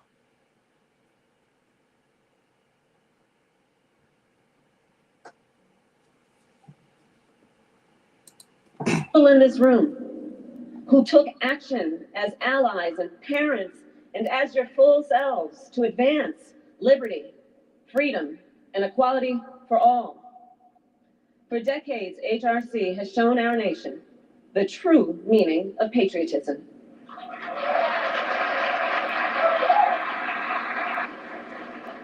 And together, the work we have done has also been about building coalitions, because we all know we are strongest when we fight together.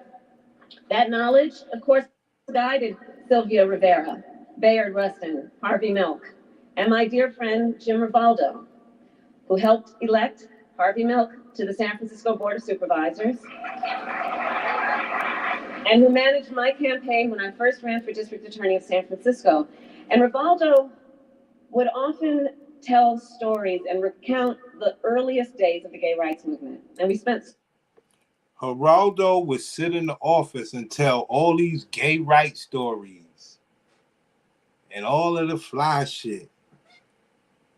Why she never say that on CNN? It's such a heartwarming and heartfelt story. The way she tells it, it's such a, she make it sound like a good story. Let's go. I first ran for District Attorney of San Francisco, and Rivaldo would often tell stories and recount the earliest days of the gay rights movement. And we spent so much time together. And he would talk about the importance then and the continuing importance of working together. He talked about how the origins of the movement really prioritized bringing folks together from the civil rights movement. There we go again. There we go again. Everybody know that the rainbow took the civil rights movement.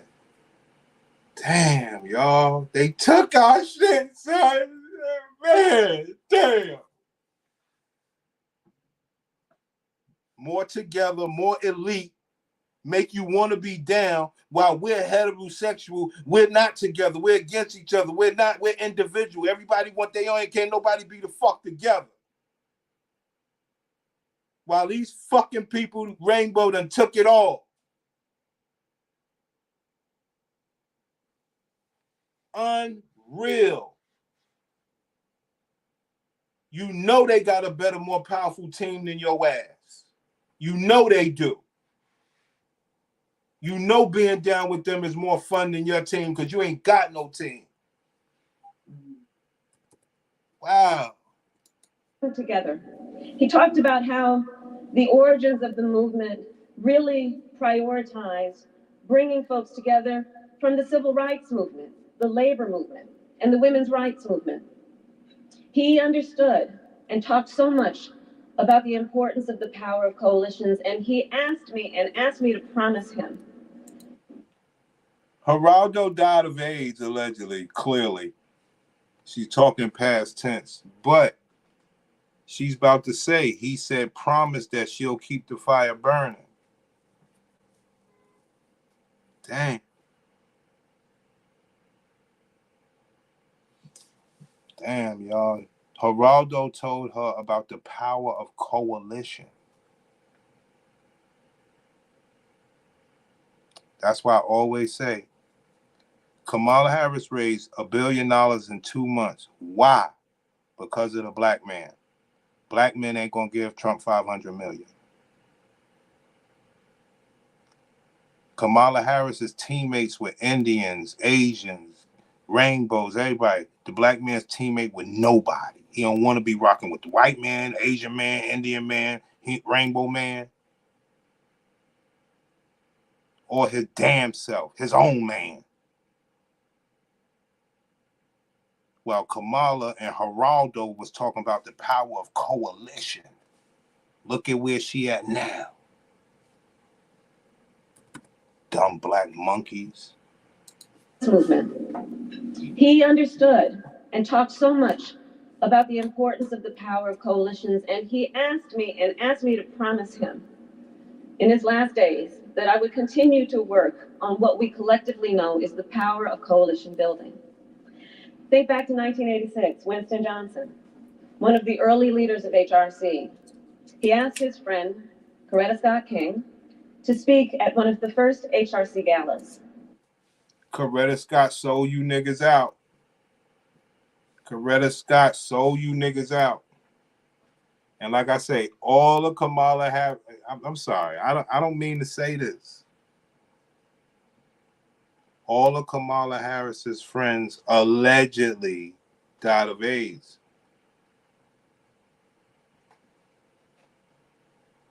You know, Geraldo, the other dude, the dudes, a lot of them, yo. That's why Obama was saying that he had to pass that law where they could get married, because a lot of them was dying from AIDS and stuff like that. And the other homosexual partner couldn't be at the hospital with them because they couldn't be married. You had to be real family. So Obama passed that bill.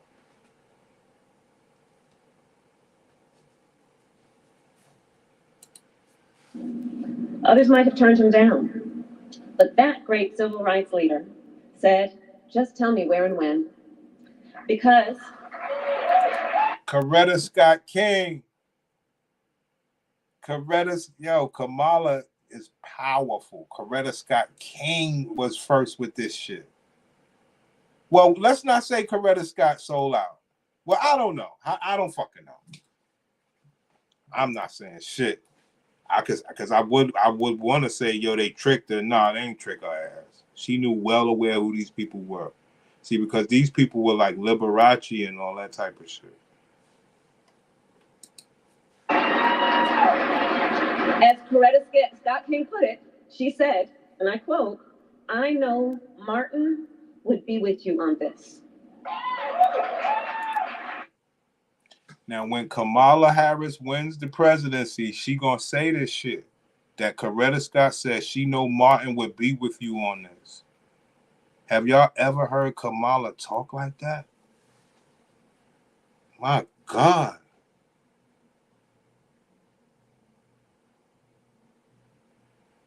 Damn. Because remember what her sister said. There you go. Martin would be with you on this. Coretta Scott King spoke the words that reflect what we all know. The only way we move forward as a nation is together. Together. As has been said in 2004, almost 20 years ago, together we stood in San Francisco City Hall with people of all ages and races and genders and backgrounds when I was so honored to perform some of our country's first marriages of same-sex. Why won't she come on CNN and say that shit? I don't get it. She's so proud of it. She never come on and say it. She keep talking about fentanyl and all this stupid shit. Unbelievable. She's so proud of it. I don't know why she just won't let her army come out. And backgrounds, when I was so honored to perform some of our country's first marriages of same-sex couples. Together, we gathered again on June 28, 2013, again at San Francisco City Hall, when I pronounced Chris Perry and Sandy Steer spouses for life. And it was truly one of the proudest days of my life. Why don't you talk about it on CNN? So that other people can know that of the rainbow community can know that you really are truly for them and they could come out and be free because they have a plan to wait till she wins. Because I don't see why she's so honored about this shit. Come out, say it on CNN. So that kind of scares me about voting. It's stupid. Why is she hiding? We gathered again on June 28, 2013, again at San Francisco City Hall, when I pronounced Chris Perry and Sandy Steer spouses for life. And it was truly one of the proudest days of my life. And we stood together in 2020 to deliver leadership for this country that was focused on bringing us together instead of pulling us apart. As always, our work was under difficult circumstances, and it included, of course, a global pandemic, when people had to wait in line for hours to ensure that their voices were heard. But that hard work resulted in the election of Joe Biden and me to the White House.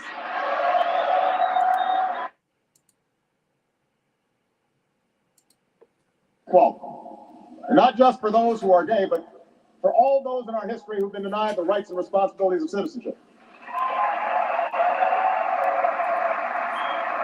For all those in history who has been denied the rights of citizenship. They've been planning this immigration shit for years, man.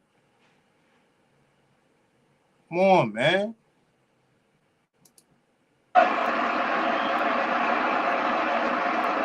For all who've been told that the full blessings and opportunities of this country were closed to them. The story of progress sought by those with little influence or power, by men and women who brought about change through quiet, personal acts of compassion and defiance, wherever and whenever they could. It's the story of the Stonewall protests, when a group of citizens with few options and fewer supporters stood up against discrimination and helped to inspire a movement.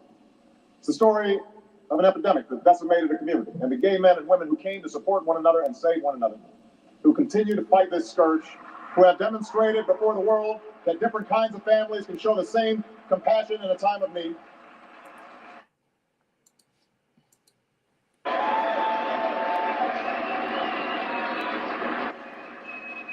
And we, the President and I, are so proud to have led the most pro-equality administration in our nation's history. Oh, she shouldn't have said that. She shouldn't have said that. She shouldn't have said that. Take those talents for herself. She fights every single day on the side of the American people. Now, what I have to say, of all the things that the other side has messed up, the other things that they've done, the thing that I'll not forgive them for is the thing that Vice President Harris is fixing most. She's bringing joy back to our politics, decency back to how we do things. And this is not a new thing for her. This started a long time ago. And for the folks of California, in 2010, our Californians who are here, in 2010, this is the joy she brought. So here's the scene. Years earlier, as the DA of San Francisco, Vice President Harris took one of the toughest stances in the nation against hate crimes. She led the fight to end the hateful gay and transgender panic defense. We know what that leads to, and we know the countless deaths and misery that was brought upon by that. She took it on, and she also officiated some of the first same-sex marriages in the entire country. Then she went on to become the Attorney General of the largest state in the country, and the moment it arrived, to defend marriage equality. And she threw her whole self into that fight. You know Kamala Harris, she doesn't just pick these fights when she talks about it, and this is the thing to keep in mind. All she does is win. All she does is win. So when the word came down that same-sex marriage had been legalized in California, 2 plaintiffs asked Kamala Harris to officiate her ceremony. While they were at City Hall celebrating that marriage, she got a call from 2 more plaintiffs. saying that a clerk in Los Angeles County was denying their marriage certificate. So she grabbed the phone, and some of you've seen this. She asked them to put the clerk on the line. And she did what she did best. She didn't mince words, and she made it very clear. She said, "This is Kamala Harris. You must start the marriage immediately." And then she added, and I don't know if this always gets in the videos, she added the best line to that. She told the clerk, "Have a good day and enjoy it. It's going to be fun." She hasn't looked back from that day. As a U.S. Senator, she fought hard for the Equality Act, introduced a bill to make sure you ensured access to PrEP. And as Vice President, and I say this, it is not a stretch and the facts are there. This is the most pro-LGBTQ plus administration in American history.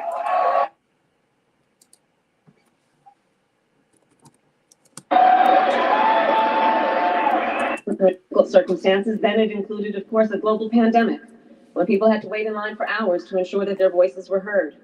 But that hard work resulted in the election of Joe Biden and me to the White House.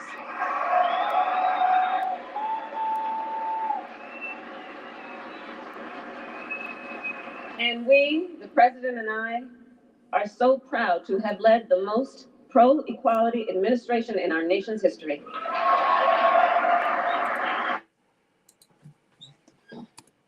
And the facts are there. This is the most pro-LGBTQ plus administration in American history.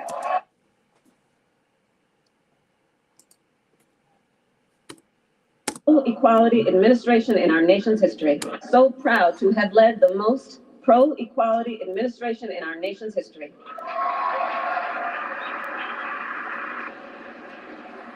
You'll remember, in fact, that on the very first day we took office, President Biden expanded protections for LGBTQ plus Americans in housing, in healthcare, education, and the workplace.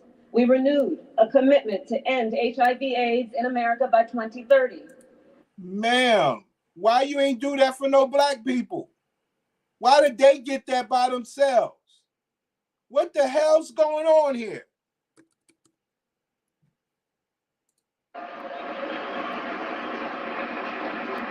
You'll remember, in fact, that on the very first day we took office, President Biden expanded protections for LGBTQ plus Americans in housing, in healthcare, education, and... Wow.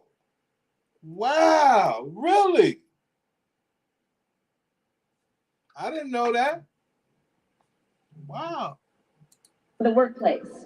We renewed a commitment to end HIV/AIDS in America by 2030. Based on legislation I was proud to introduce as a senator, we ordered insurance companies to cover the cost of PrEP. What does that mean? What does that mean? The story.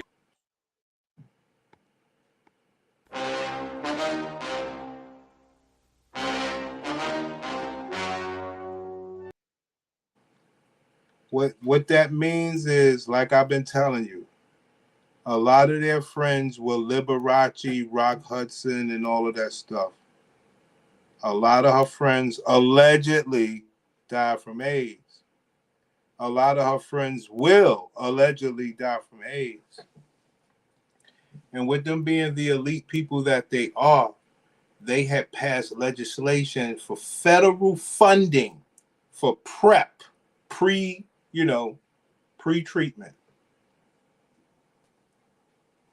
Obama passed the marriage law so that partner could be there for his dying partner.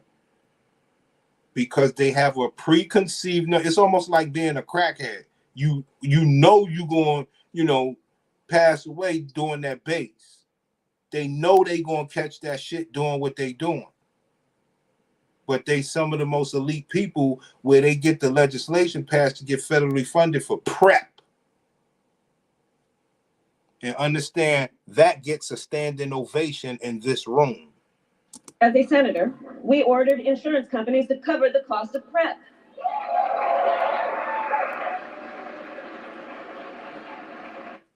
And we have... Now, my question to anybody that's listening, would you give a standing ovation for the cost of PrEP?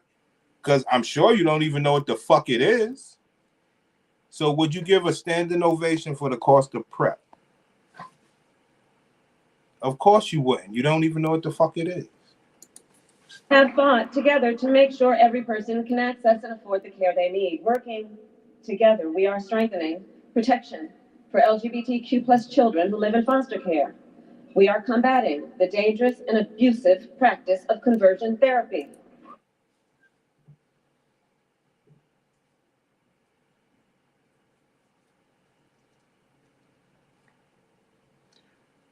Do you know what that means? Do you know what that means?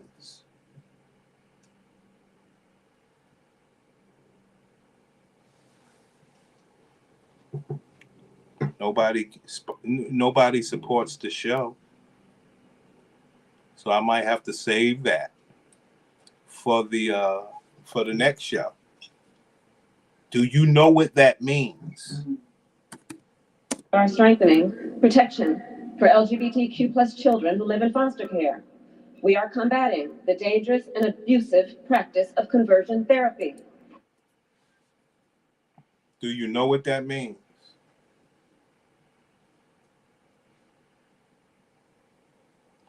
We're going to save that for the next show.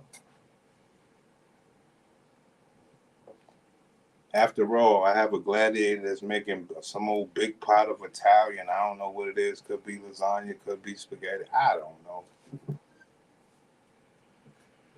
I need to watch a little bit of football. But we did, like I say, we're going to do this whole series, son. It's powerful shit.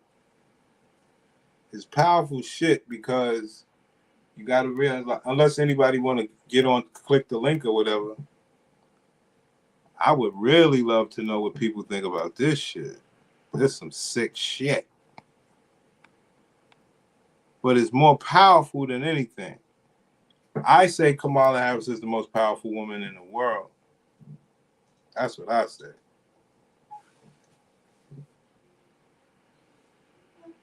You hear what she said? It sounds like, does anything, here's a question for you. Does anything that she's saying in there sound like her and Joe Biden got a beef, or there's some mix up of why she's the primary candidate? Does it sound like any sort of beef going on? Ain't no beef, son. Ain't no beef. Ain't no beef, son. This is love. Love is love. This is just the most powerful woman in the world. Like, her team, like I said, she said it herself. I've been doing this since '99. It made me an animal. It's rules to this shit. I wrote me a manual, step-by-step booklet. My goodness. This is a powerful woman. She got on the lesbian beads, lace, sexy. Why she don't dress like that out there? Sexy.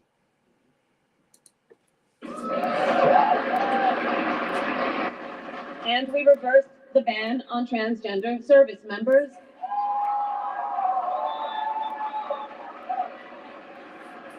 Because we should honor as a nation all people who are willing to risk their lives to defend our freedom.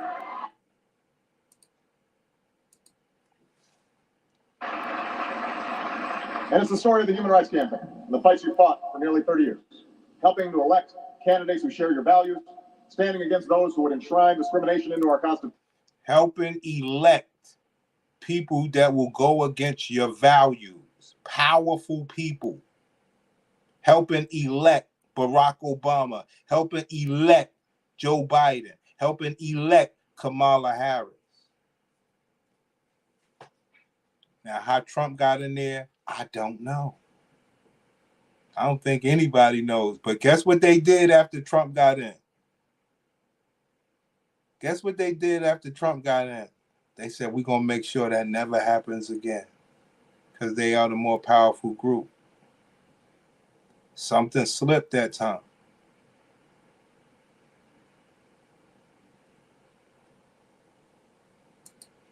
Constitution, and it's the story of the Human Rights Campaign, the fights you fought for nearly 30 years, helping to elect candidates who share your values, standing against those who would enshrine discrimination into our Constitution, advocating on behalf of those living with HIV/AIDS, and fighting.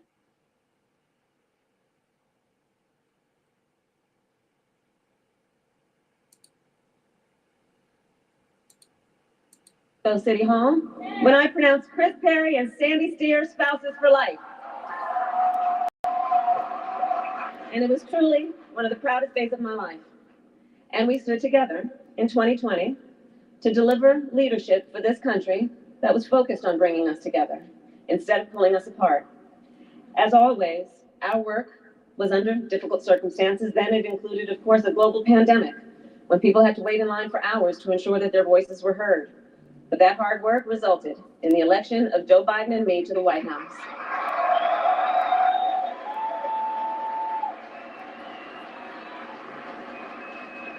And we, the president and I, are so proud to have led the most pro-equality administration in our nation's history.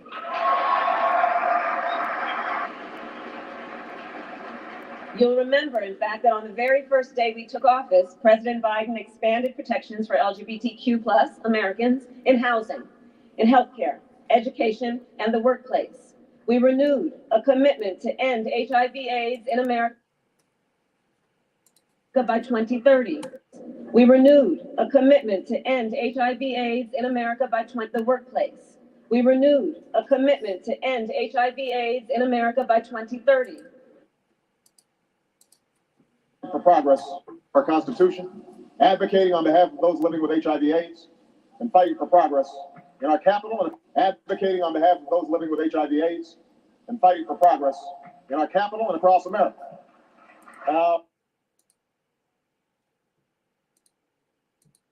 Seen how hate deprives people of their most fundamental freedoms. The freedom to sit in a classroom, go to a movie, or march in a parade without fearing for their life.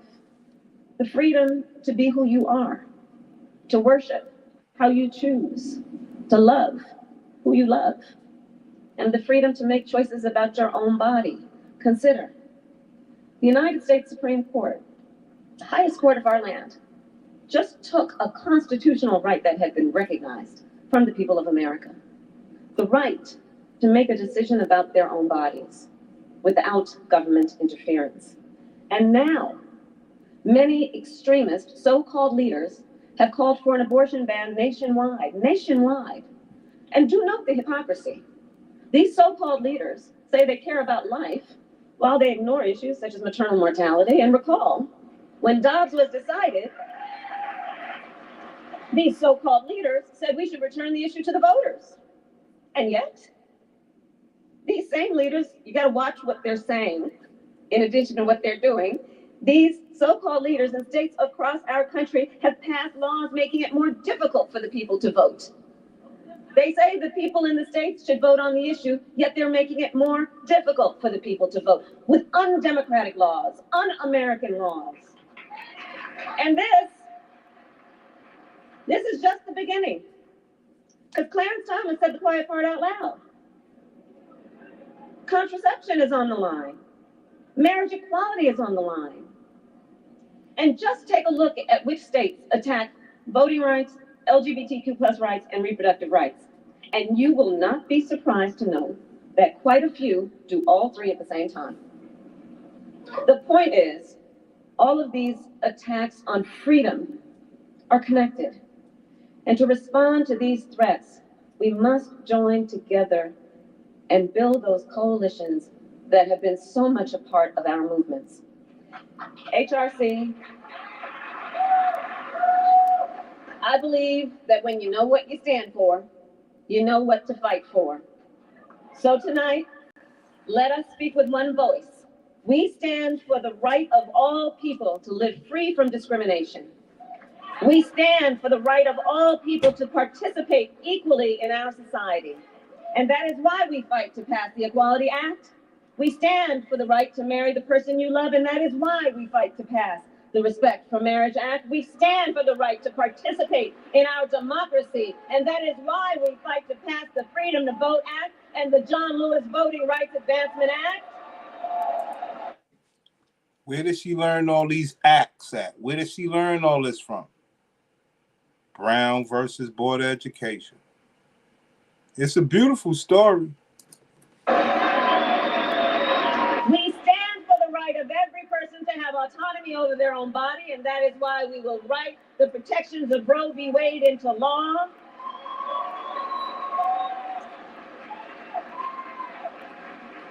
And so tonight, let us remember the advice of the great hero, Harvey Milk, who said, quote, "Rights are won only by those who make their voices heard." Well, very, very important. What Kamala Harris and her sister and her mother what they taught them was black people won't do it. Y'all can get out there and take that ball and make y'all voices be the voice of this nation. Black people too lazy to do it. They're not together. All the leaders died. They won't get back together.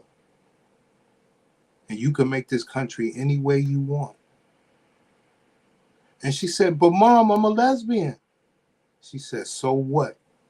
I didn't go back and get an arranged marriage like Papa wanted me to."